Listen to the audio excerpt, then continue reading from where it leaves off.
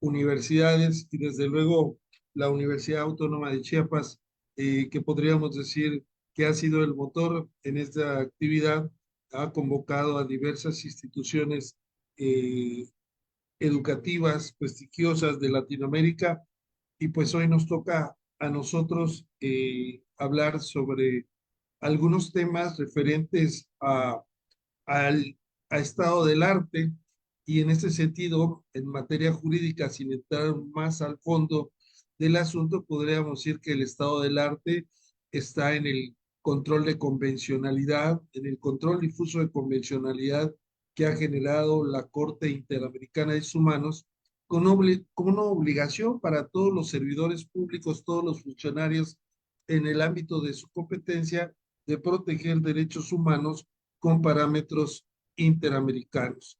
Y entonces tenemos que ir al origen, a la idea de este derecho, que es un derecho, podríamos decir, relativamente nuevo. Durante la exposición me voy a referir al derecho procesal constitucional, que en su momento y todavía mucha de la doctrina habla de que este derecho, el derecho interamericano de los derechos humanos, forma parte del derecho constitucional y le llama derecho transnacional.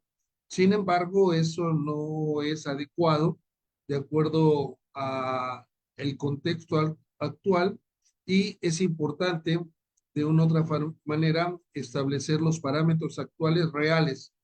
Recuerden que el decálogo del abogado, la primera parte del prestigioso jurista uruguayo Eduardo J. Couture, estableció, estudia, el derecho se transforma constantemente, si no lo haces serás cada día menos abogado. Pero además, en la vida misma de las personas, de las sociedades, lo único que no cambia es que todo cambia.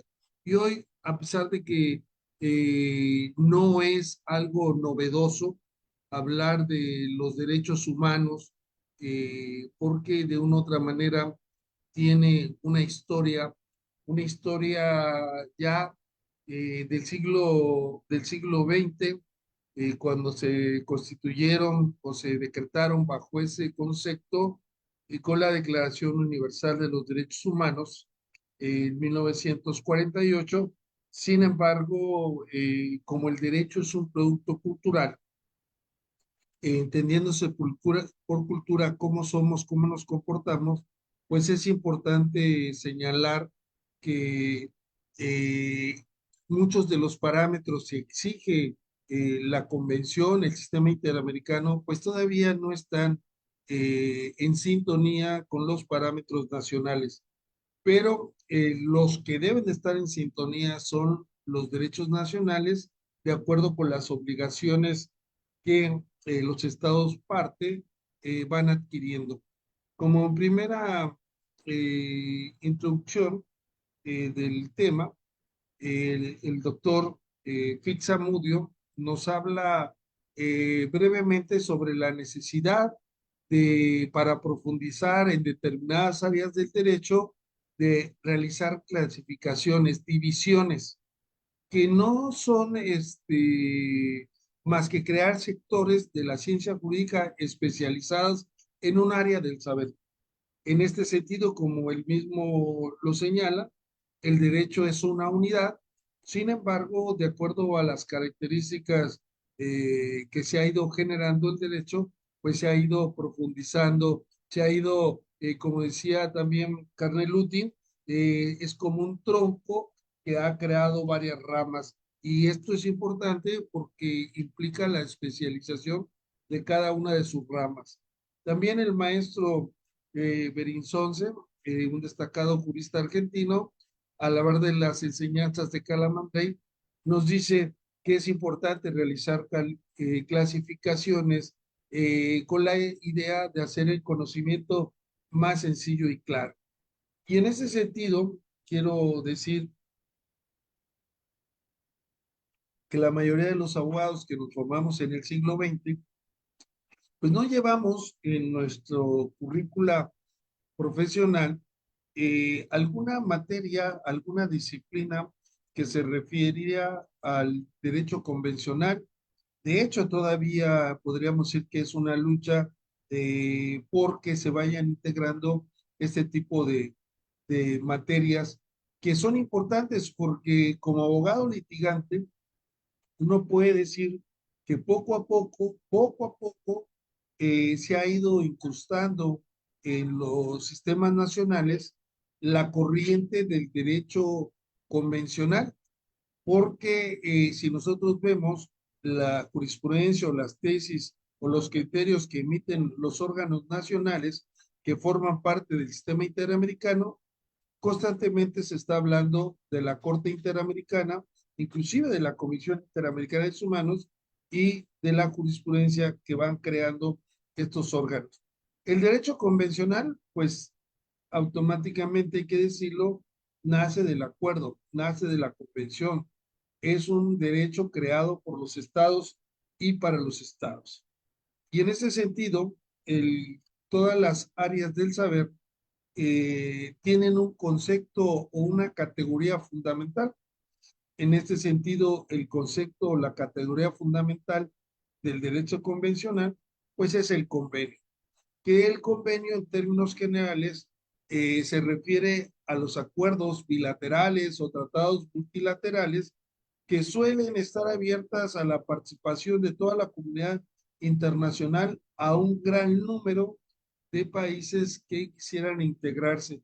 Por ejemplo, México, al igual que los demás 34 estados en América, conforma la Organización de los Estados Americanos y dentro de la OEA se encuentran órganos que se encargan específicamente de proteger y vigilar y supervisar el cumplimiento de los derechos humanos convencionales. Entonces, el concepto fundamental convenio, que viene de la idea de acuerdo, de adherirse soberanamente a un proyecto que se ha hecho realidad. En ese sentido, recordemos que todo acto jurídico tiene dentro de sus elementos de existencia el consentimiento. Y entonces el consentimiento no es más que el convenio. La misma ONU ha establecido que a esta serie de convenios se le puede llamar derecho convencional. ¿Y qué podríamos, empezando a señalar por un concepto de derecho convencional? Bueno, es factible definir a este como el sistema de normas, reglas y principios creados mediante pactos o tratados internacionales en el que se establecen directrices, esto es bien importante, es decir, normas comunes e instituciones comunes para diversos estados. Por ejemplo, antes nos reuníamos con colegas de Argentina, de Colombia, de Brasil, etcétera, y hablábamos de derecho comparado y ellos nos platicaban y nosotros les platicábamos cómo se regulaba una institución, por ejemplo, el divorcio, el aborto, las sociedades mercantiles, etcétera, y nos comparábamos, contrastábamos. Pero ahora tenemos un derecho regional, un derecho universal, un derecho común entre todos los estados, parte del sistema interamericano de protección de derechos humanos, y tenemos instituciones comunes. Estas instituciones comunes, que en ese sentido hace rato establecí o señalé que el derecho es un producto cultural y su existencia depende de las ideas, entonces tiene que tener un concepto, no es algo que sea objetivo. Por ejemplo, si nosotros queremos saber qué es el océano, pues podemos verlo, investigarlo, ir al lugar donde se encuentre el mar en esas cantidades y decir, pues este es el Océano Pacífico, el Océano Índico, el Océano Atlántico y hacer definiciones o conceptos. Pero si queremos, por ejemplo, estudiar algunas cuestiones de derecho, por ejemplo, algo muy importante, la justicia, pues no podemos saber cuánto pesa, cuánto mide la justicia, sino que tenemos que representarla y la representamos con la diosa Temis. Es decir, el derecho requiere de representaciones. Y en ese sentido, las representaciones también se dan a través del lenguaje. El derecho se basa en conceptos, en ideas, y es muy importante que esas ideas y esos conceptos sean los adecuados.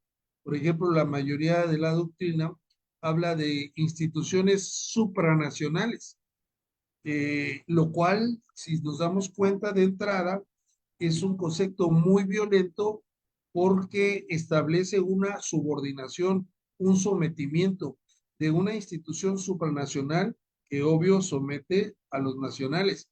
Y la Corte Interamericana y la Convención Interamericana y la Comisión, que son instituciones y disposiciones, son convencionales, son creadas por el mutuo acuerdo, por el convenio.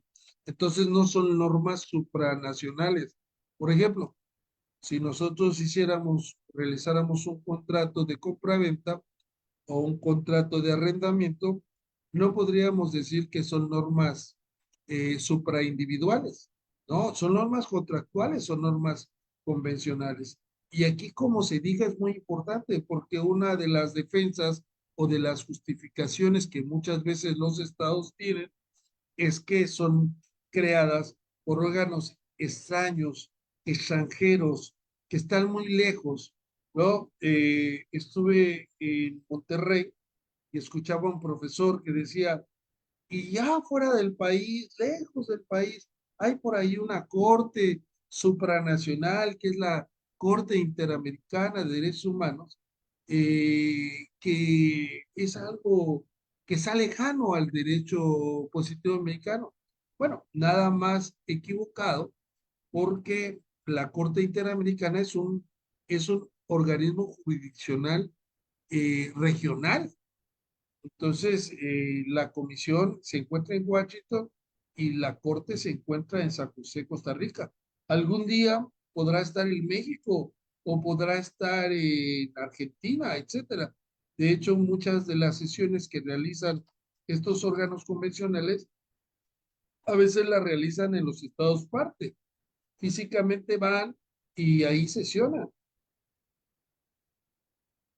Entonces, no son instituciones ni normas supranacionales, sino instituciones y normas comunes que los estados, a través del ejercicio de la soberanía, han decidido formar parte de un sistema. Y aquí vemos que la idea de convención o convencional, pues ya en la literatura jurídica aparece por todos lados.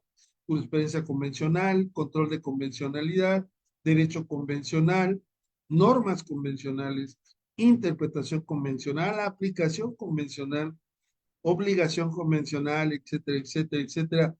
Y entonces por ahí hay algo jurídico que existe y que debe sistematizarse y que debe de estudiarse porque son compromisos que realizan los estados.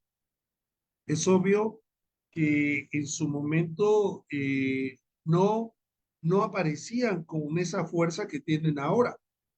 Por ejemplo, nosotros estudiamos y todavía se sigue estudiando un libro clásico que es Introducción al Estudio del Derecho por Eduardo García Maínez, el México. Todos casi estudiamos con él, con ese texto. Y todavía se sigue estudiando. Pero ese libro fue escrito o publicado en los años 40 del siglo pasado. Y en los años 40, en primera, pues no existía ni la ONU, menos el sistema regional o los sistemas regionales. Y entonces, si nosotros vemos en ese texto maravilloso las fuentes formales del derecho, no aparecen los tratados internacionales. ¿Y por qué no aparecen? Porque en su momento no cualificaban como ahora. Podemos decir que los tratados internacionales en derechos humanos tienen características especiales. Por ejemplo, un tratado internacional eh, tradicional en determinado momento crea vínculos jurídicos entre los estados, pero cuando el hombre es reconocido como sujeto de derecho internacional, los hombres en lo individual y en lo colectivo pueden demandar a un Estado y entonces se convierten en sujeto de derecho internacional y entonces ya no a través de obligaciones recíprocas entre los Estados. ¿Por qué? Porque los tratados internacionales lo que crean es hacia adentro de los Estados, es decir, que las poblaciones tengan más derechos y libertades y que el obligado principal a cumplir con esas sea el Estado y el que tenga la exigencia sea las personas, los que viven dentro de la jurisdicción del Estado. Y entonces vemos que son conceptos que no se manejaban en los años 40, pero, y esa es una deficiencia estructural educativa, los planes de programa no se han actualizado de acuerdo con la evolución del sistema normativo actual.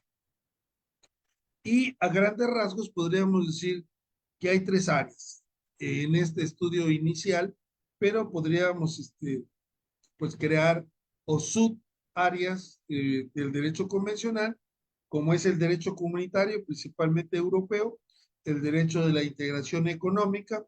México tiene un tratado con Canadá y Estados Unidos y estamos de una u otra forma integrados con acuerdos comerciales.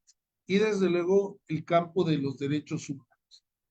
Y aquí vemos nuevamente cómo el concepto convenio da origen a una serie de demás conceptos que tienen su explicación y su trascendencia.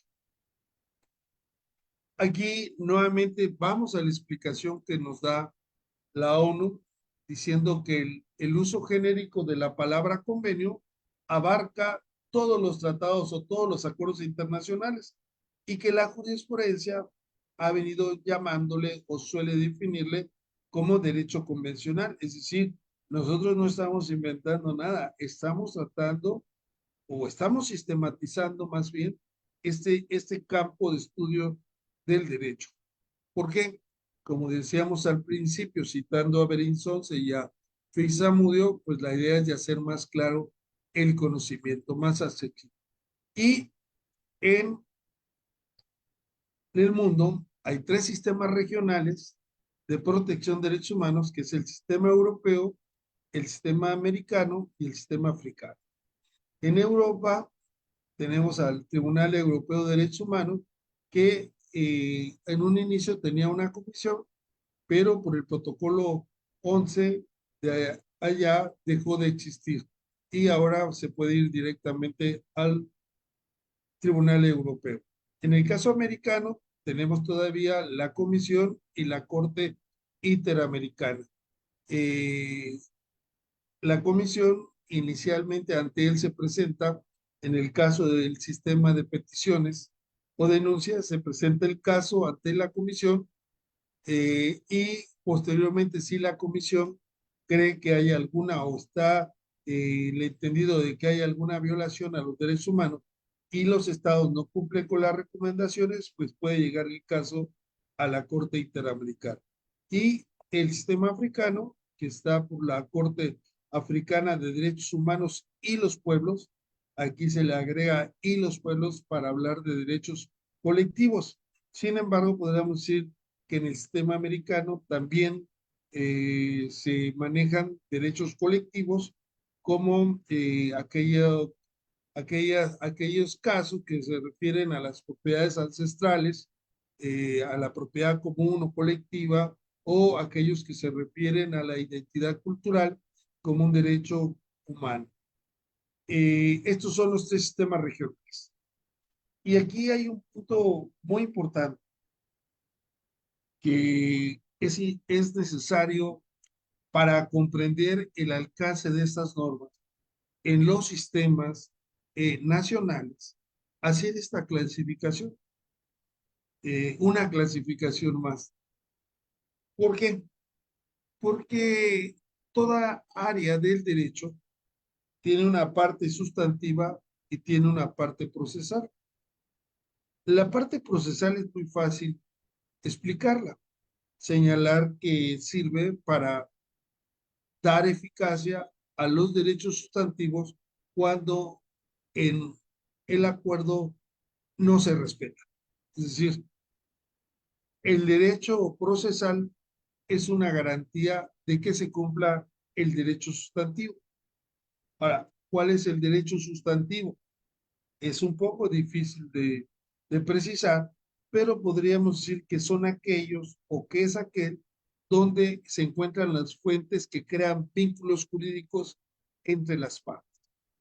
Por ejemplo, si estamos hablando de la familia, pues el vínculo jurídico nace de la relación consanguínea. Si estamos hablando de contratos, pues nace del acuerdo, del objeto. Si estamos hablando de la ciudadanía, pues nace del nacimiento y de una determinada edad. Es decir, hechos o actos que generen derechos y obligaciones, y cuando estos hechos y actos no se respeten, pues nos vamos al derecho procesal. Por ejemplo, todo mundo dice, ya sabe, que los derechos humanos son todos aquellos que tenemos los seres humanos por el simple hecho de ser seres humanos. Y estamos hablando a derechos sustantivos. Pero la otra cara de la moneda es que los derechos humanos solamente se violan por los seres humanos. Y no solamente le violan derechos humanos a los seres humanos, los humanos, sino que también a los demás seres vivos no humanos, pero además al medio ambiente, al planeta. Y es tanta la utopía de los derechos humanos que inclusive se habla de la protección de futuras generaciones que todavía ni siquiera existen, pero que ya tenemos un compromiso generacional con los que algún día habitarán este planeta. Pero regresando al tema, pues es importante hacer esta clasificación, esta división del derecho convencional, porque además tiene efectos diferentes. El derecho sustantivo convencional, junto con el derecho sustantivo constitucional de los derechos fundamentales o derechos humanos, forman lo que la doctrina le ha llamado y algunos tribunales constitucionales le han llamado bloque de constitucionalidad. Es decir, la unión entre estos dos fuentes del derecho internacional y nacional, convencional y constitucional, se encuentran en un bloque. Es obvio que es una ficción. Por eso se dice que en determinado momento los derechos humanos son de carácter de fuente de tratados internacionales, están en la jerarquía constitucional, es decir, están en zona VIP. Sin embargo, esto no es así. Resulta que el derecho sustantivo, todas las normas de derechos humanos de los tratados internacionales son aplicación directa. ¿Qué quiere decir de aplicación directa? Que no dependen de una norma nacional ni dependen de una disposición adicional para que sean exigibles. Todos los derechos humanos de fuente de tratados internacionales son de aplicación directa. Y ya está, ¿no? No se requiere otra norma que replique o reproduzca esos derechos en el ámbito nacional. Y en determinado momento que se discute absurdamente una jerarquía entre estos dos derechos, pues la respuesta tanto nos las da el derecho convencional como el derecho constitucional. No podemos hablar de jerarquía. ¿Por qué no podemos hablar de jerarquía? Porque es absurdo. ¿Y por qué es absurdo? Porque tanto en el derecho convencional como en el derecho constitucional hay un principio que se llama pro homine, pro persona, que significa que en todo momento debe aplicarse la norma, el principio, la directriz, sin importar el catálogo donde se encuentre, que más beneficia a la persona o menos la perjudique. Entonces, a priori, es decir, antes del caso No podemos decir que una norma es jerárquicamente superior a la otra. Es absurdo. Y además, ya desde 1969 hay un tratado de Viena sobre tratados que establece cómo son los tratados. Y hay un artículo, el artículo 27 de esa convención, que dice que ningún Estado puede invocar normas nacionales para desconocer normas de los tratados internacionales. Entonces ahí podríamos decir que hay una jerarquía formal, pero tratándose de derechos humanos, en el caso concreto, nos vamos al principio pro homine, que repito, no solamente está regulado en la Convención, sino también en la Constitución.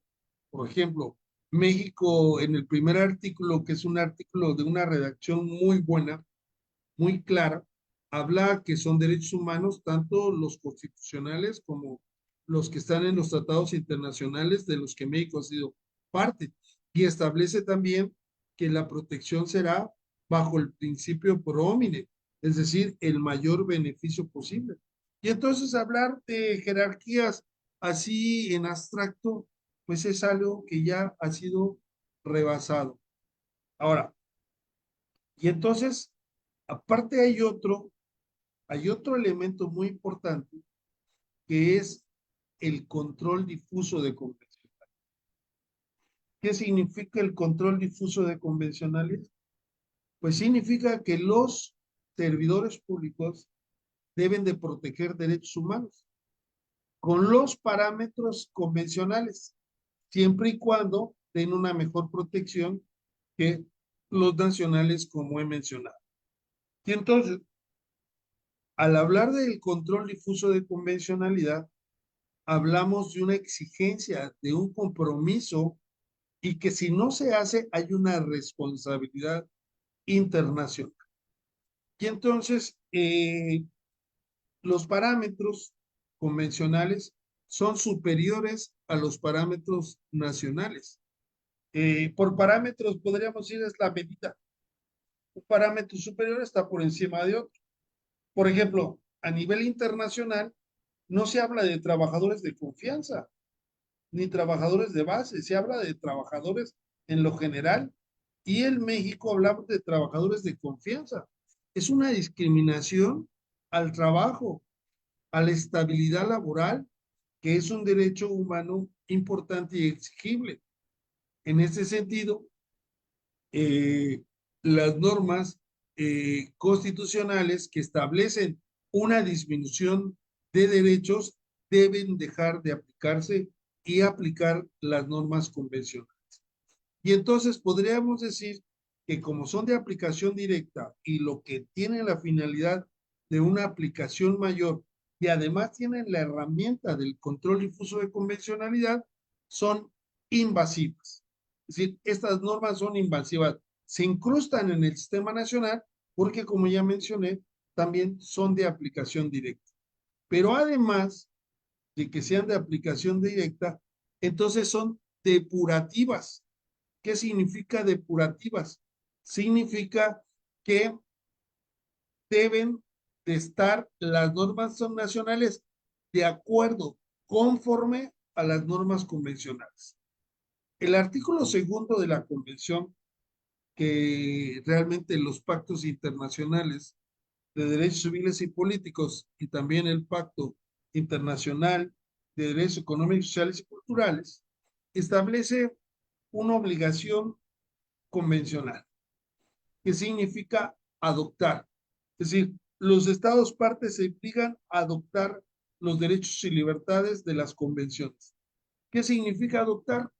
Pues hacer suyo lo que no fue creado por uno. Como cuando uno adopta a un niño o una niña, pues está siendo uno el padre, si no biológico, pero está siendo el padre, está siendo uno aquello que no es de uno. Entonces, todas las normas convencionales han sido adoptadas por los estados parte, pero además se obligan de adecuar su derecho conforme a la convención, es decir, a convencionalizar el derecho nacional y en determinado momento realizar todos los procedimientos que sean necesarios legislativos, judiciales o administrativos para que las normas sean de carácter conforme a la convención. Y el derecho procesal convencional es un derecho, a diferencia del sustantivo, que es subsidiario. ¿Qué significa subsidiario? Los primeros responsables de proteger derechos humanos son los estados. Pero si los estados no lo hacen de manera eficaz, entonces te puede ir al sistema convencional, al sistema, en el caso de nosotros, al sistema interamericano. El derecho procesal convencional es una garantía del cumplimiento de las obligaciones convencionales. Voy a hacer ahorita un receso muy pequeño y ahorita regreso un minuto, por favor.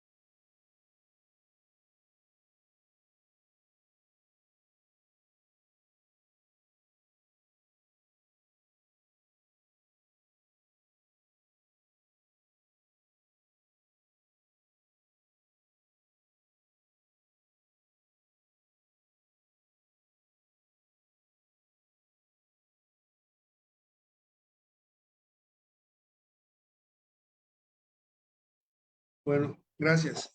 Bueno, entonces decíamos que el derecho convencional, para su mayor comprensión y estudio, es factible dividirlo tanto en la parte sustantiva como en la parte procesal. Pero no solamente para su comprensión, sino también por los efectos que estas normas, tanto las procesales como las sustantivas, causan en el sistema nacional.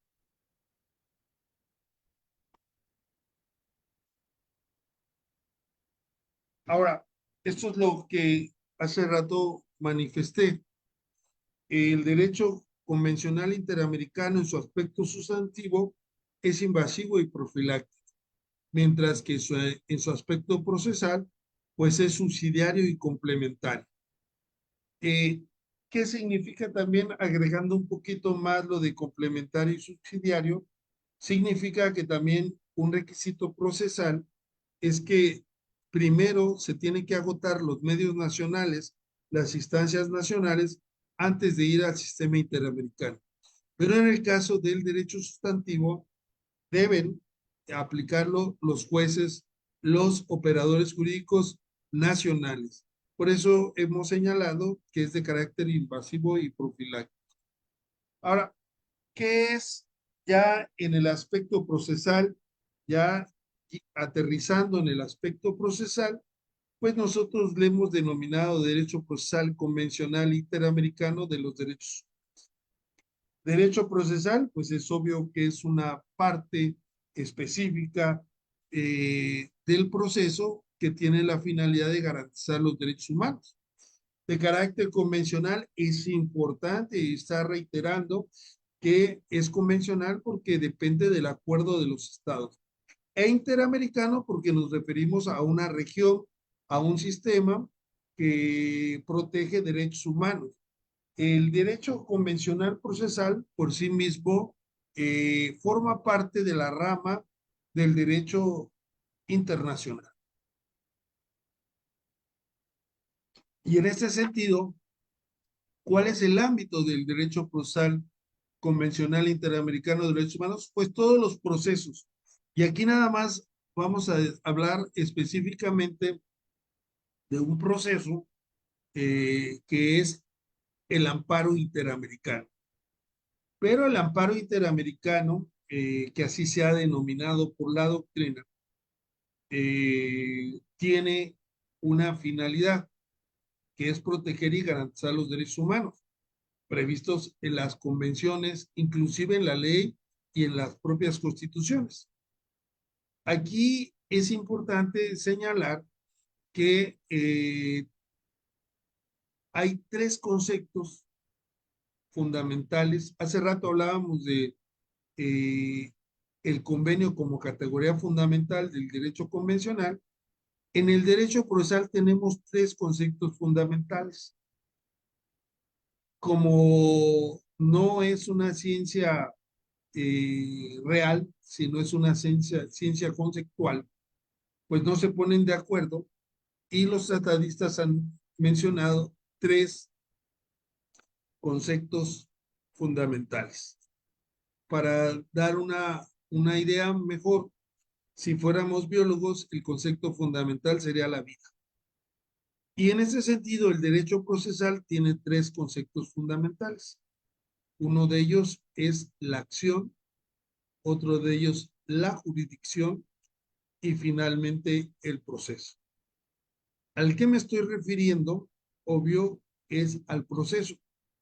El proceso en el sistema interamericano es el amparo interamericano, que se inicia con la consignación, el envío de la Comisión Interamericana ante la Corte Interamericana para que conozca de un caso. Es decir, hay una etapa preparatoria que se realiza ante la Comisión Interamericana de Derechos Humanos que va, después de un procedimiento, va a determinar si existe violación o no a los derechos humanos. Y si llega a la conclusión de que sí existe, pues en determinado momento el caso puede llegar ante la Corte Interamericana de Derechos Humanos. Es importante señalar que este proceso solamente está al alcance de los ciudadanos, de las personas de los 20 países que aceptan la jurisdicción de la Corte Interamericana. Es decir, no todos los países de América, que son 35, aceptan la jurisdicción de la Corte Interamericana. Por eso le hemos llamado sistema latinoamericano. Inclusive no todos los estados latinoamericanos se mantienen en el sistema. Por ejemplo, Venezuela, Trinidad y Tobago, que han denunciado a la convención, inclusive a la OEA, ¿no? Pues no forma parte. Y entonces es un sistema latinoamericano que tiene su proceso, que es el amparo interamericano, que tiene su jurisdicción, que es la Corte Interamericana de Derechos Humanos, y tiene en determinado momento el derecho a arribar, a instar a estos órganos convencionales. ¿Quiénes pueden iniciar una petición? ¿Quiénes tienen el derecho o la legitimidad procesal para iniciar una petición ante la comisión? Pues cualquier víctima, cualquiera que se considere víctima, que haya agotado los recursos nacionales, que se encuentre dentro del plazo de 6 meses, una vez agotados los recursos, podrá presentar ante la Comisión Interamericana de Derechos Humanos una denuncia, una petición, ¿no? Esta denuncia, petición, inclusive pueden hacerlo cualquier persona, no necesariamente las víctimas, pero sí es importante individualizar a las víctimas. Podríamos decir que es un derecho de acción muy amplio, porque en determinado momento está al alcance de todos los que consideren que hay una violación a los derechos humanos y se identifique, se individualice a las víctimas. Y entonces tenemos que en el sistema interamericano se encuentran las tres categorías fundamentales del derecho procesal, que son la acción, la jurisdicción y el proceso.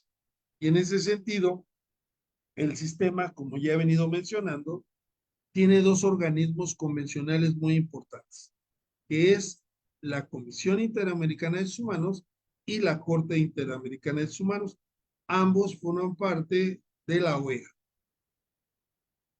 Ahora, ya vimos que en el derecho procesal inclusive en el derecho procesal convencional interamericano de derechos humanos, pues tenemos un procedimiento, tenemos algunos conceptos que se ven en la teoría general del proceso como conceptos similares en todos los campos del derecho procesal.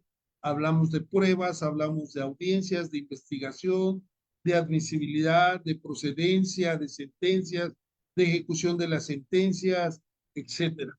Es decir, el estudio del derecho procesal, pues son tanto las categorías fundamentales como es el proceso, la acción y la jurisdicción, y todo proceso cuenta con un procedimiento.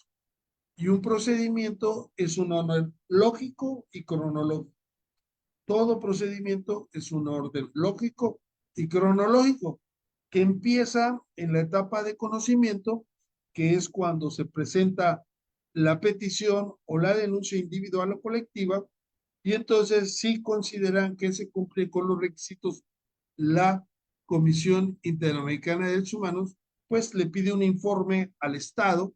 El Estado puede contestar ese informe ofreciendo pruebas, diciendo si es cierto parcialmente, si no es cierto totalmente, tiene derecho a defenderse. Eh, Hay una fase después del conocimiento, que es el desahogo de las pruebas, la preparación y desahogo de pruebas, y posteriormente alegatos y dictar una resolución y ver que los estados cumplan con, en caso de que se considere que hubo violación a los derechos humanos, con las recomendaciones que la comisión puede hacer. Esto podríamos decir en la etapa preparatoria.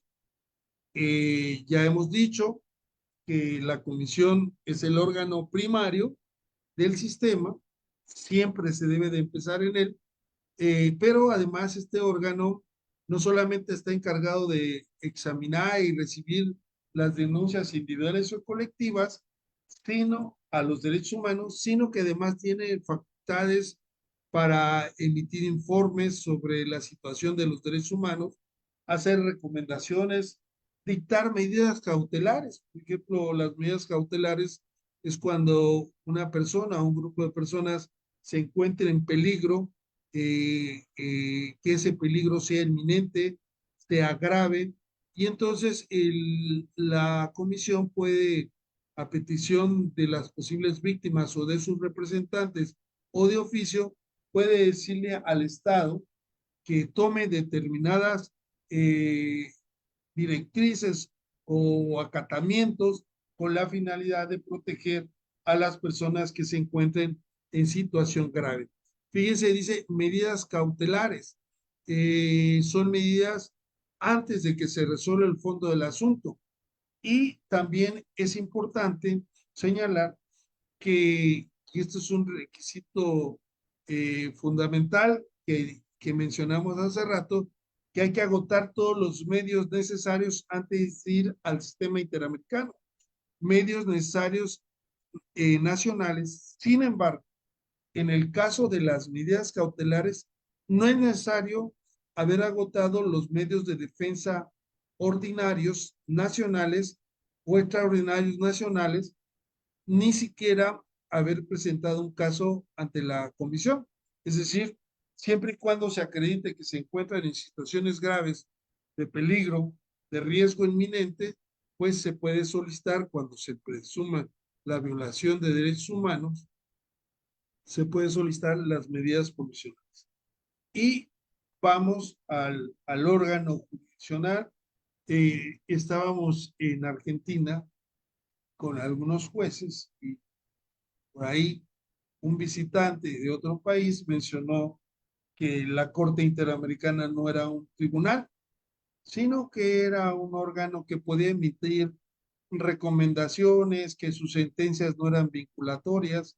Bueno, realmente tenemos un tribunal regional que está facultado para conocer y juzgar y emitir sentencias. Y como dije anteriormente, a los 20 países que aceptan su jurisdicción, y en este sentido sus sentencias son vinculatorias. y establece pues responsabilidades al país, al Estado. Y lo más importante que ha desarrollado la Corte Interamericana como un principio de derecho internacional es que cuando se violen derechos humanos y se acredite, hay que reparar integralmente a las víctimas. Y algo también importante que hace la Corte es que supervisa el cumplimiento de las sentencias. Es decir, no solamente recibe el caso de la Comisión Interamericana de Derechos Humanos, lo sustancia, lo resuelve, sino además verifica que las sentencias se cumplan. Y va avanzando poco a poco. Los estados no crean que cumplen voluntariamente todo. Podríamos decir que hay dos fases reales en cuanto a los tratados internacionales. Uno, cuando es la fotografía, que los estados presumen que se adhieren a sistemas de protección de derechos humanos, y la otra, cuando los condenan. Y en ese sentido, cuando los condenan, lo que tratan es de evitar su cumplimiento, porque muchas condenas ordenan realmente la modificación de la Constitución. Y entonces aquí tenemos un problema, porque si seguimos pensando como en el siglo XIX, el siglo XX, que nada está por encima de la Constitución y que las Cortes Nacionales o los tribunales nacionales tienen la última palabra, pues ahí tenemos un choque, ¿no? De quién tiene la última palabra en materia de derechos humanos. Y la última palabra, por convencimiento y por acuerdo, al menos así es, lo tiene la Corte Interamericana de Derechos Humanos para los 20 países que aceptan su jurisdicción. Y entonces las sentencias son vinculatorias, es decir, son obligatorias en cumplir con ellas. La Corte también tiene facultades para dictar medidas provisionales que son iguales en cuanto a contenido, no en cuanto a denominación, que las medidas cautelares que dicta la Comisión. Además, algo que es fundamental, cada caso que la Corte va resolviendo va creando jurisprudencia, y esta jurisprudencia es obligatoria para todos los estados. Y aquí es importante porque es el derecho interpretado de la convención a través de la jurisprudencia. Voy a poner un ejemplo en el cual podemos ver la importancia de la interpretación que realiza la Corte Interamericana. El artículo 26 de la convención es el único artículo que se refiere a los derechos económicos, sociales y culturales. Y así se llama, derechos económicos, sociales y culturales. Es una situación que hay que reconocer que los derechos donde más se ha dado un impulso es a los derechos civiles y políticos. Eh, Nosotros, si vemos la convención, vamos a ver que del artículo 3 al 25 se van desarrollando en cada numeral, diversos derechos civiles y políticos. El derecho a la libertad de expresión, el derecho a la libertad de prensa, el derecho a la honra, la libertad religiosa, el derecho a la propiedad, etcétera. Pero solo hay un artículo, un numeral, un precepto que se refiere a los derechos económicos, sociales y culturales. Y llegó un caso a la Corte Interamericana, comunidades Laca Jonás, Nuestra Tierra versus Argentina, y fue resuelta en febrero del 2020, y la Corte, en una interpretación dinámica, expansiva, aplicó el artículo 26, que literalmente no habla del medio ambiente. Y dijo la Corte que el artículo 26 protege también al medio ambiente como un derecho autónomo. Y fíjense bien, prácticamente modificó el texto de cómo se llama el artículo, porque el artículo se refiere únicamente a los derechos económicos, sociales y culturales, a los DES, pero a partir de esa sentencia, sin que se haya modificado la convención, ahora se refiere a los DESCA, porque la Corte en su jurisprudencia ha establecido que a pesar de que no se dice literalmente, pero para cumplir con el fin de la convención, que es proteger derechos humanos en lo individual y colectivo, también están catalogados esos derechos. Y así ha ido eh, estableciendo derechos autónomos de esta clase de derechos que no están literalmente en el texto del artículo 26, como el derecho a la estabilidad laboral, el derecho a la salud, el derecho a la seguridad social, el derecho a la alimentación, el derecho al agua, el derecho a la identidad cultural, etcétera. Es decir, es una interpretación expansiva y evolutiva. ¿Por qué? Porque el concepto de derechos humanos y la protección es un concepto vivo, es un concepto que se está transformando constantemente y va ampliando su manto de protección. Y entonces tenemos algunos instrumentos fundamentales del derecho procesal convencional interamericano de derechos humanos, la Convención Americana de Derechos Humanos, los reglamentos internos y los estatutos tanto de la Comisión Interamericana como de la Corte y lo que acabo de mencionar, la jurisprudencia interamericana. Estos son los instrumentos que rigen de manera especial al sistema interamericano de protección de derechos humanos. Y entonces llegamos a un momento de que tenemos que hacer un análisis de dónde estamos, jurídicamente dónde estamos. Pues podríamos decir que muchos estamos todavía en el derecho decimonónico. Aquí en este retablo muy bonito se encuentra Napoleón Bonaparte, el 1804, y el dios Cronos lo está coronando. ¿Por qué? Porque Napoleón atrapó toda la realidad humana en su código. Lo que no estaba en el código no existía. Es decir, la realidad se tenía que acomodar al código y no el código a la realidad. Y aquí podemos hacer algunos ejemplos evidentes, sin entrar a discusión, que cuando a un abogado se le preguntaba si existía matrimonio entre personas del mismo sexo, pues inmediatamente se iba al código, a la definición, y decía que el matrimonio es la unión de un solo hombre con una sola mujer. Entonces no puede haber matrimonio entre personas del mismo sexo. Ya, porque la respuesta está en el código. La realidad tiene que acomodarse al código, no el código a la realidad. Inclusive en algunos estados de el vecino país de México, de Norteamérica, eh, se ha reconocido a la poligamia. Es decir, una persona de sexo masculino que convive con varias personas de sexo femenino como una familia y le han reconocido derechos familiares.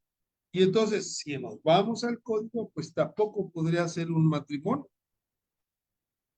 Y entonces, ese es el problema, que todavía seguimos pensando como si nada hubiera cambiado y no conforme a a la realidad que es salirse del contexto. Decía el doctor Cipriano Gómez Lara que hay que romper las barreras de los libros, que hay que ir a la realidad. Y la realidad es donde se generan los conflictos y donde el derecho tiene que estar para resolver esos. Y entonces estamos en un desfase. ¿Por qué? Porque el mundo del deber ser se ha expandido a través de los tratados internacionales, pero el mundo del ser, la cultura, no se ha expandido tanto. De hecho, participamos con unos estudiantes en un congreso internacional en la FMP de Porto Alegre y un estudiante presentó una ponencia donde hablaba del uso y costumbre en Oaxaca, donde la trata de personas es algo que se justifica por los usos y costumbres. Es decir, nada más grave que mantener culturalmente una práctica que va en contra de la dignidad de las personas, del respeto a las personas. Entonces, pero si seguimos manteniendo esa forma de pensar, hoy, por ejemplo, que es un tema también difícil, hoy, por ejemplo, vemos la guerra de Ucrania contra Rusia o de Rusia contra Ucrania, cuando supuestamente ya habíamos sobrepasado ese estadio de desarrollo y la ONU se creó con la idea de resolver de manera civilizada, de manera armónica los conflictos internacionales. Y también lo podemos ver en la situación de Palestina e Israel, en donde, si bien es cierto, en la Segunda Guerra Mundial, que se dice Segunda Guerra Mundial, pues se mataron alrededor, asesinaron alrededor de 6 millones de judíos, y ahora parece que hay una venganza, ¿no? No quisiera meterme mucho al tema, pero la idea es que las instituciones que hemos creado para prevenir y fortalecer la dignidad de las personas, el respeto a la autodeterminación de los pueblos, pues no ha sido suficiente la gran cantidad de tintas y de días y de creaciones para prevenir y solucionar los conflictos de forma razonable, sino que todavía en el siglo XXI impera pues la ley del más fuerte, llámese como se llame, los países o las personas víctimas de esas situaciones que se presentan desgraciadamente muy de forma cada vez más común. Y en este desfase en que nos encontramos educativamente, institucionalmente y culturalmente, por un lado, se habla de la inteligencia artificial, de la justicia digital y todo ese rollo.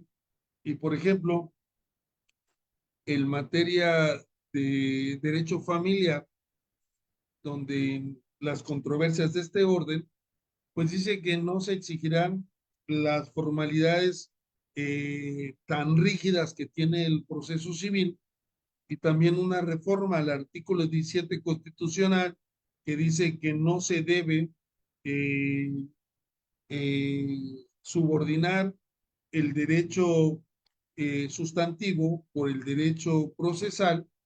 Sin embargo, vemos, por ejemplo, que en algunas ocasiones nos volvemos todavía con ficciones.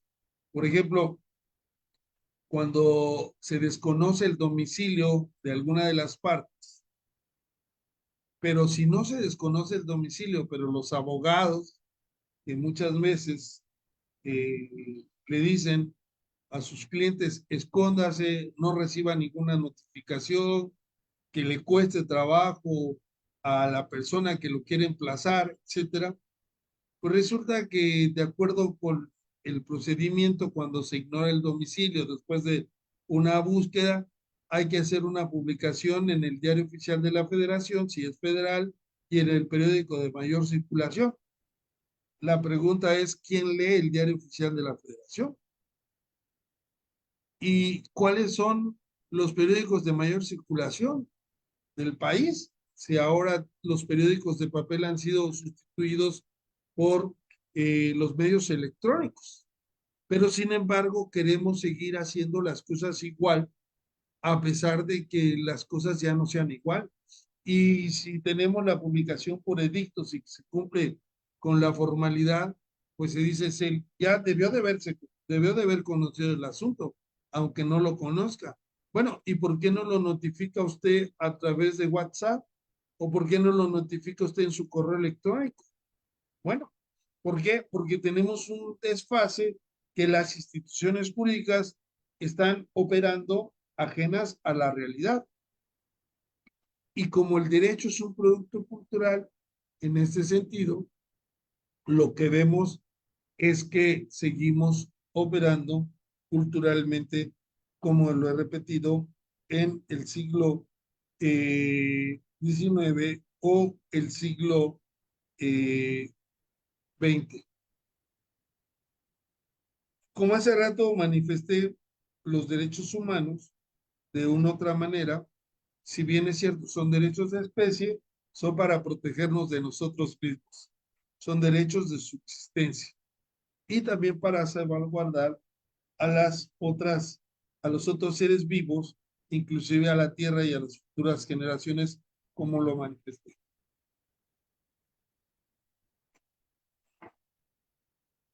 Ahora, en ese sentido,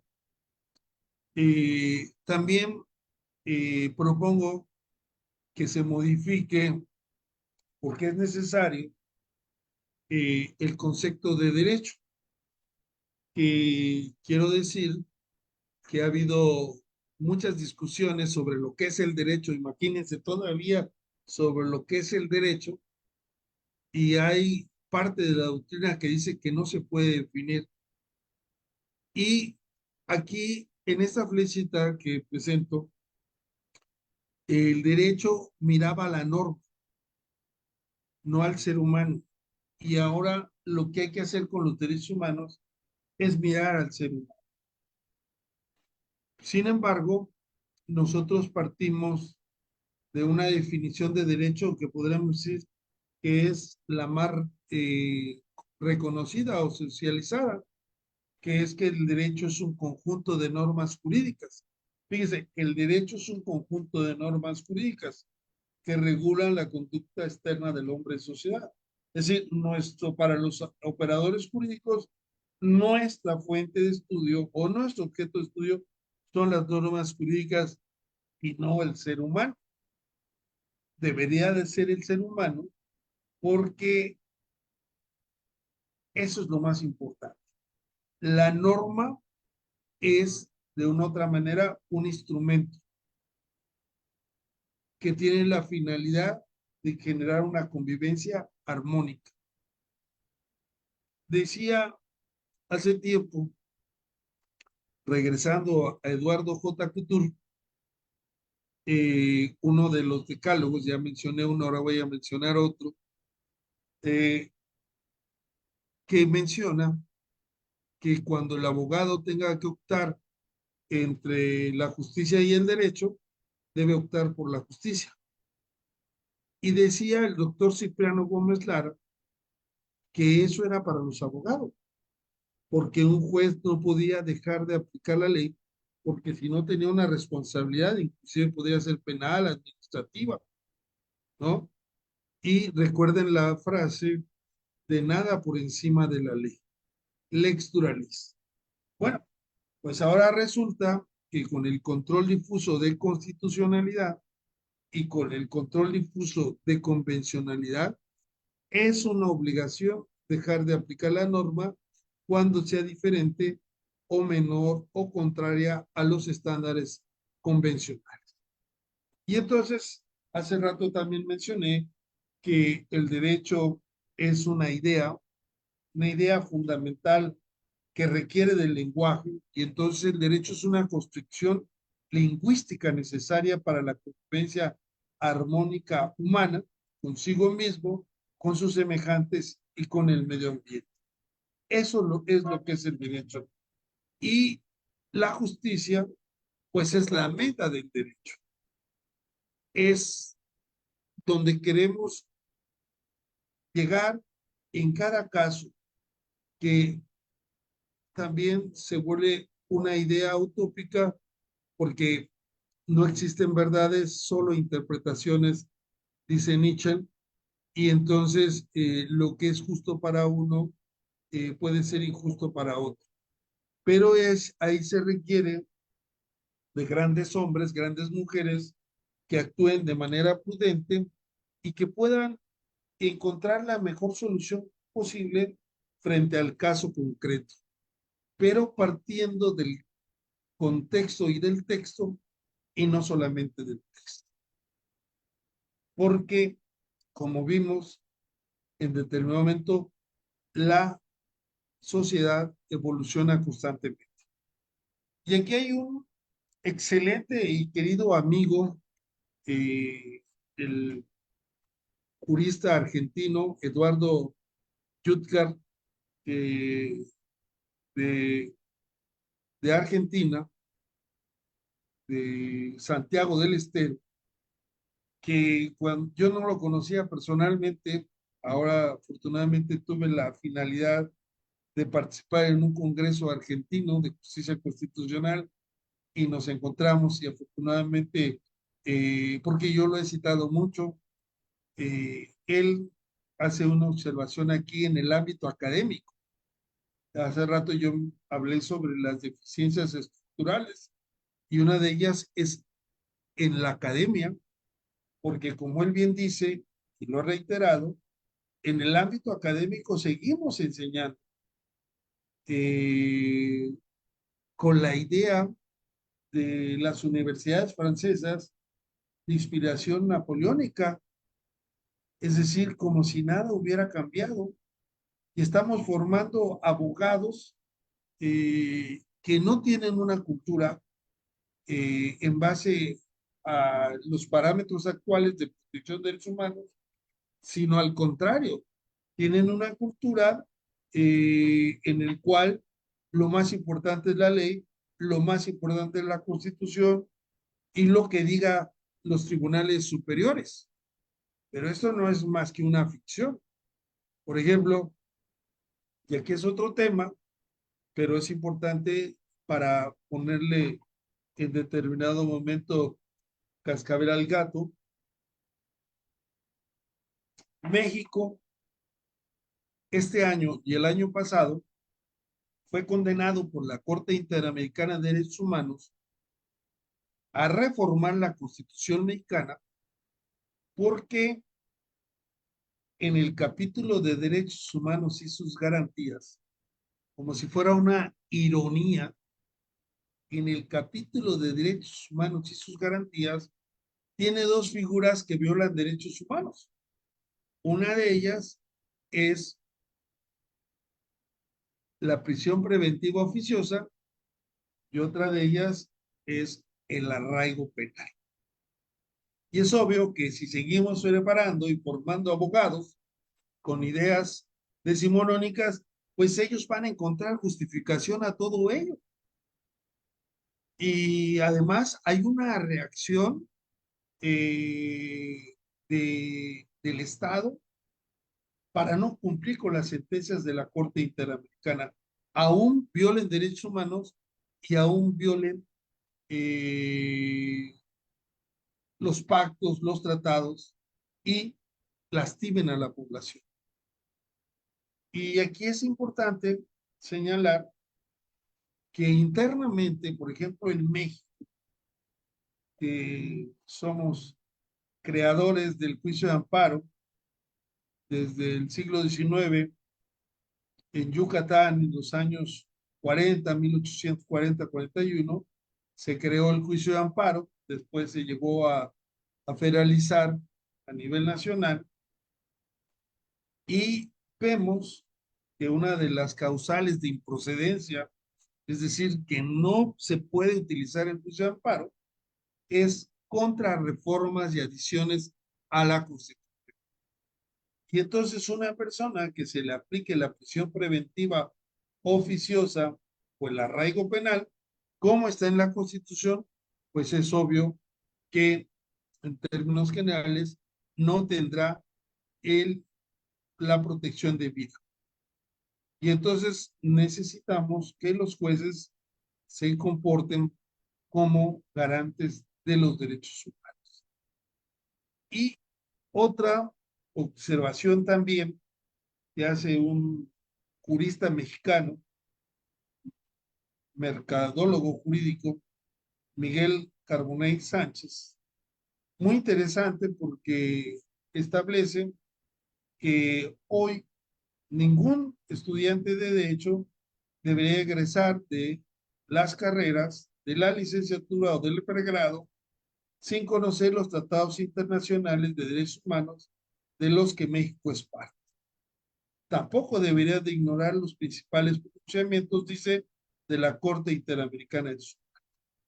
Y si hacemos una pregunta y decimos cuántas sentencias en el caso mexicano ha sido condenado, para que los que nos escriban cuántas sentencias les regalemos un libro electrónico, nos digan cuántas sentencias han condenado a México por la Corte Interamericana de Derechos Humanos. Y si no saben cuántas, pues es obvio que tampoco van a conocer el contenido de las mismas. Y entonces, ¿qué estamos haciendo? Pues seguimos creando y formando abogados que son de otra época, abogados que no podrán desarrollar de manera amplia la protección a los derechos humanos. Y algo que es importante es que los derechos humanos están en todos lados, en materia civil, en materia laboral, en materia familiar. La querida colega, la doctora Lorena Trinidad, pues de lo familiar en Villahermosa, Tabasco, dice que ella ahora resuelve los casos que se le plantean con la jurisprudencia internacional, no con el Código de Procedimientos Civiles, porque la mayoría de las normas en carácter familiar, sobre todo el principio superior del niño, los adultos mayores, etcétera, el matrimonio incausado, pues han sido generados no por la sabiduría y la inteligencia de los legisladores nacionales, sino por especialistas en materia de derechos humanos que después los han plasmado en tratados internacionales. Y después una interpretación que hacen estos órganos convencionales de las normas que se encuentran en estos tratados. Y entonces, otro jurista mexicano, Sergio García Ramírez, que fue juez de la Corte Interamericana, fue presidente de la Corte Interamericana, él dice que el cambio en la cultura jurídica mexicana de pertenecer al sistema, pues es muy importante. Y habla de varios episodios de la vida mexicana, una de ellas, como todos los países latinoamericanos, pues es la independencia de los europeos. El caso mexicano de España, pues hubo un cambio radical en el sistema jurídico nacional. Nació México, tal y como lo conocemos ahora, con muchos cambios, pero nació México. Y así como otros países de Latinoamérica, de América. Luego, otro episodio importante es la ley de reforma en México, que fue la separación de la iglesia con las tareas del Estado.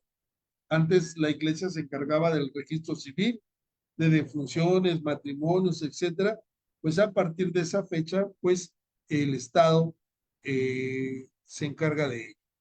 Y posteriormente tenemos la promulgación de la Constitución mexicana, que sigue vigente, que es producto de una revolución, la Constitución de 1917, que ha tenido más de 700 reformas, y entonces estos grandes cambios de la historia mexicana, la independencia, la separación del Estado con la Iglesia y la Revolución Mexicana, y ahora pertenecer al sistema interamericano, pues son sucesos de grandes cambios en la vida nacional.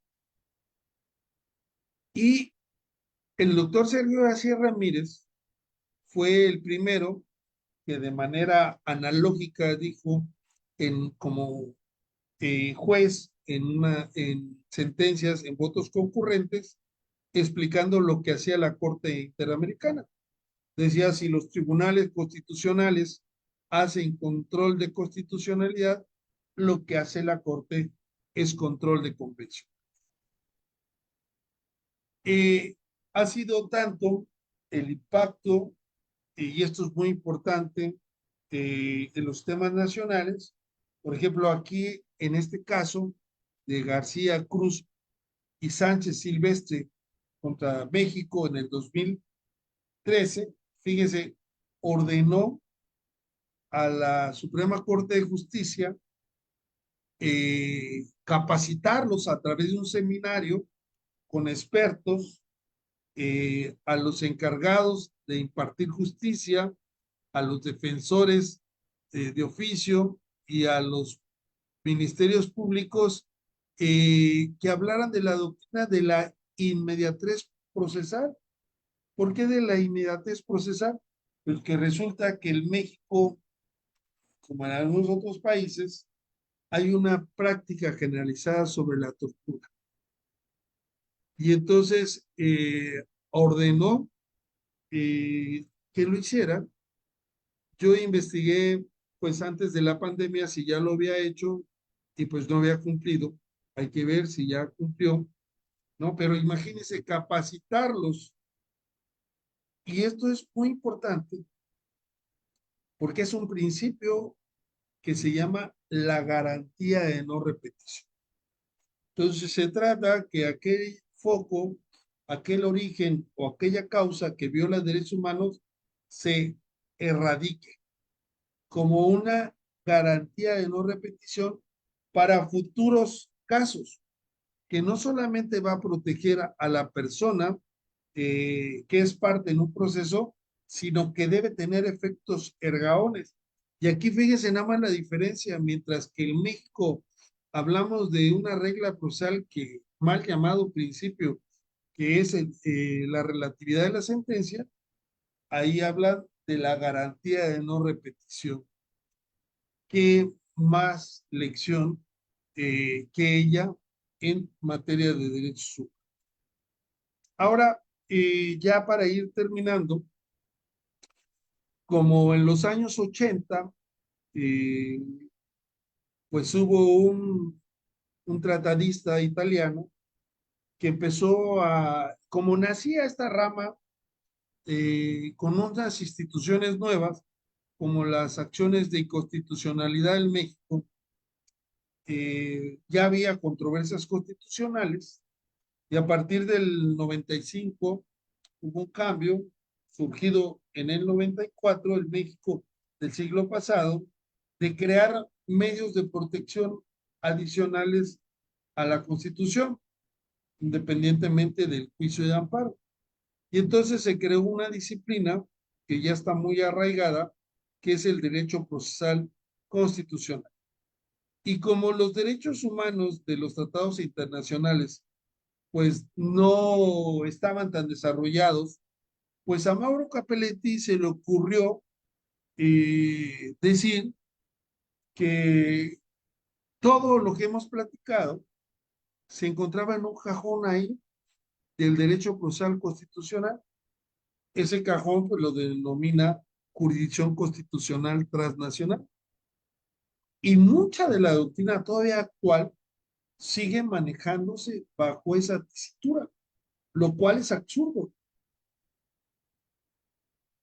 Analizando nada más dos de las tres áreas que Mauro Capelletti señaló. Fíjese, él habla de la jurisdicción constitucional de la libertad. Hoy, hoy debe de agregarse los derechos económicos, sociales y culturales. Entonces hablaríamos de la jurisdicción constitucional de los derechos humanos, no solamente de la libertad, que generalmente son derechos civiles y políticos, que algunos, para explicarlo de manera pedagógica, le llaman derechos de primera generación. Sin embargo, hoy los derechos humanos tienen un principio que es la interdependencia.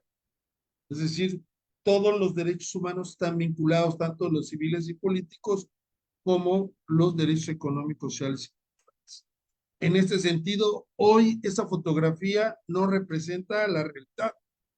Otra de las cuestiones es la jurisdicción constitucional transnacional.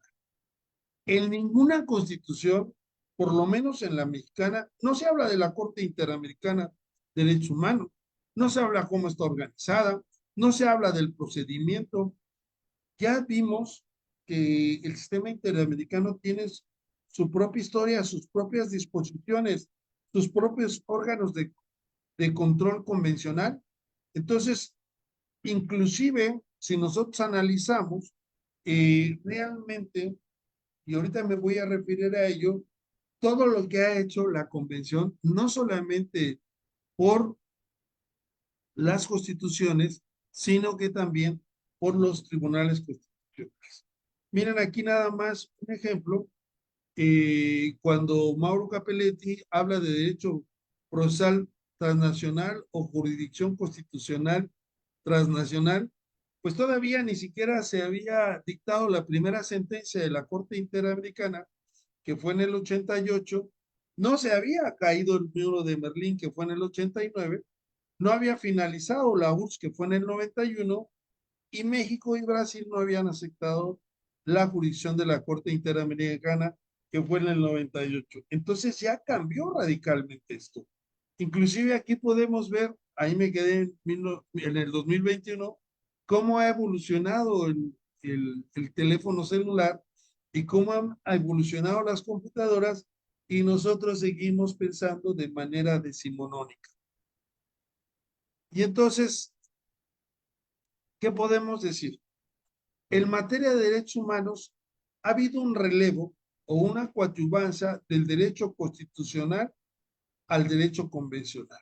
Este relevo instrumental o coadyuvancia en la tarea de protección de derechos humanos ha hecho un cambio cualitativo, porque generalmente nos habíamos dedicado, los abogados, a andar en círculos, y esos círculos, esa cerca era la ley, y no nos permitían interpretarla, cuestionarla.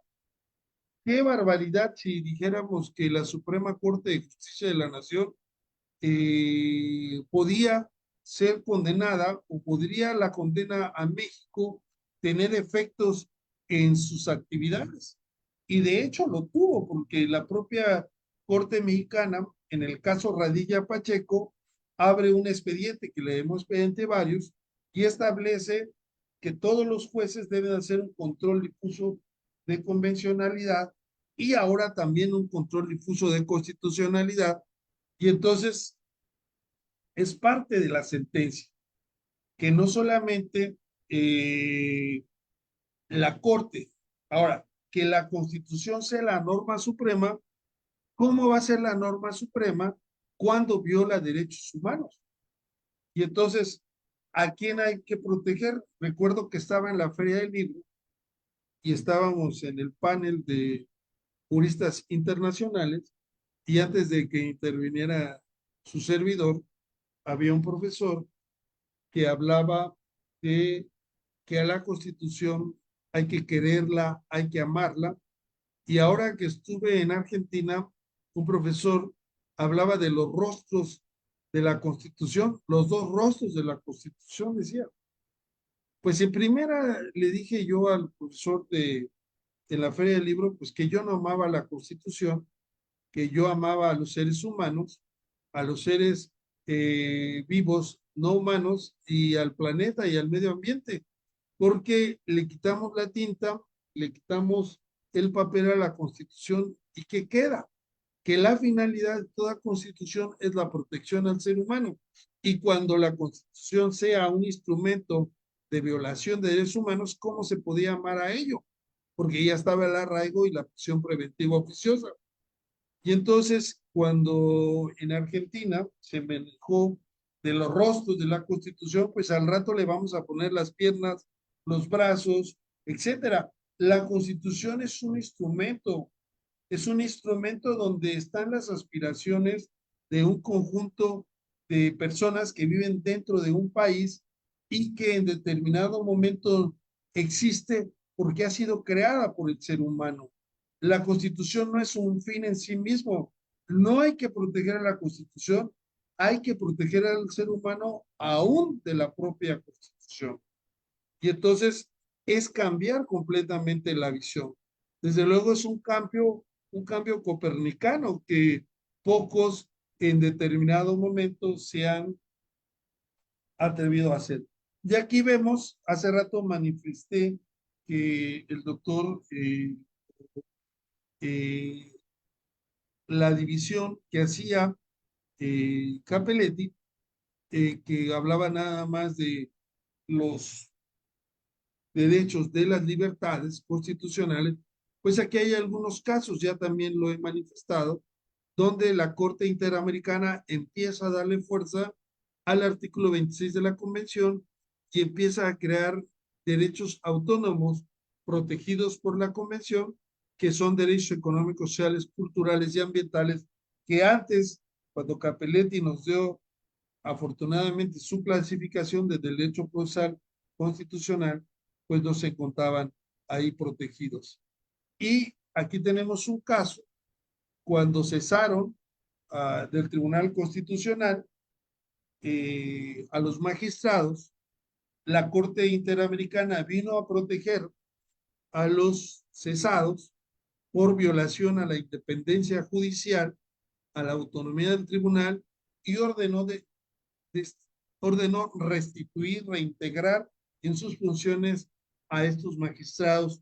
Inclusive ahora que estuve en Perú ya hace tiempo con el doctor Manuel Bermúdez Tapia, fuimos al Tribunal Constitucional y en la entrada del Tribunal Constitucional en Lima, Perú, se encuentra una réplica de la sentencia de la Corte Interamericana. Es decir, el derecho convencional ha servido para tutelar a los propios organismos nacionales.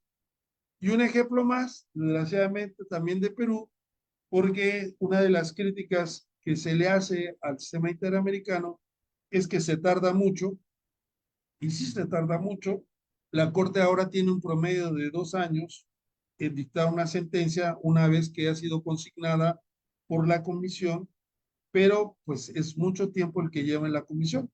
Sin embargo, aquí tenemos un caso que también llegó a la Corte Interamericana, que es el caso Muelle Flores versus Perú en el 2019, en el cual tanto el Tribunal Constitucional como la Corte Suprema de ese país habían dictado unas sentencias donde se le otorgaba al señor Muelle Flores el derecho a la seguridad social y una pensión por jubilación, y tenía 25 años estas sentencias nacionales, 24 años, perdón, y no se había cumplido con estas sentencias. Tuvo que llegar el caso ante la corte y afortunadamente el señor todavía vivía, tenía 88 años y recibió su pensión por jubilación. Bueno, en términos generales, pues esta es una breve introducción al derecho procesal convencional interamericano de derechos humanos, que obliga a actualizarnos, que obliga a estar pendientes de los cambios que hace el sistema porque impactan de manera importante en el derecho positivo mexicano y en el derecho positivo de todos los demás países que aceptan la Constitución de la Corte Interamericana. Muchas gracias por su atención. Espero que haya dejado muchas dudas y nos vemos en una actividad más aquí en la Conexión Global Educativa. Muchas gracias, Neidali. Muchas gracias a usted, estimado doctor Alfonso, por el desarrollo de tan interesante tema. Como siempre, un deleite escucharlo. Agradecemos también cordialmente a todas las personas que hicieron acto de presencia en esta clase, especialmente a Merly Martínez, que nos dice buenas tardes, excelente ponencia, y a todas las alumnas y alumnos de la Universidad Autónoma de Chiapas, así como a los profesores que estuvieron presentes desde diferentes latitudes. Recuerden que para completar su asistencia deben enviar un correo con su nombre completo a revistaprimerainstancia@gmail.com, y asimismo los invitamos a la próxima clase de Conexión Global Educativa Jurídica el 23 de noviembre a la 1 de la tarde. La clase será impartida por la destacada doctora Sara Berenice Hortaflores de la Universidad Autónoma de San Luis Potosí, con el tema El derecho humano al territorio de los pueblos originarios, estudio del caso. y también los invitamos a que asistan al Foro Viernes de Derechos Humanos en su 11ª temporada el próximo viernes 17 de noviembre a la 1 de la tarde. Nos vemos pronto, donde más, aquí en TVLex. Hasta la próxima.